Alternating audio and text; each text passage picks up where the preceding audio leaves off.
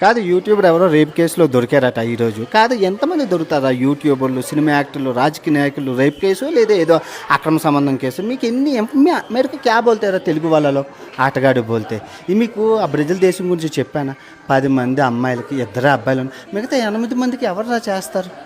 బాగా చదువుకొని అలాంటి దేశాలు వెళ్ళా 8 మందికి పుణ్యం కొట్టుకోనరా.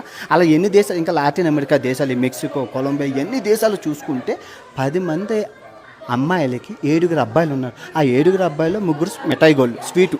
మిగతా వాళ్ళందరికీ ఎవరు రా అసలు బాగా చదువుకొని బాగా సెటిల్ అయ్యి విదేశాలు వచ్చి పుణ్యం కొట్టుకొని రా. ఎప్పుడు ఆ రేపులు, ఆ గోల, అదే ఇంక యాప్ ఏమో లేదా? 2 ఆప్షన్లు ఉన్నాయిరా మీకు. బాగా చదువుకొని బాగా సెటిల్ అయ్యి మంచి అమ్మాయిని చూసి పెళ్లి చేసుకోవడం, లేదు అంటే బాగా చదువుకొని బాగా సెటిల్ అయ్యి విదేశాల మీద దండయాత్ర చేయండి.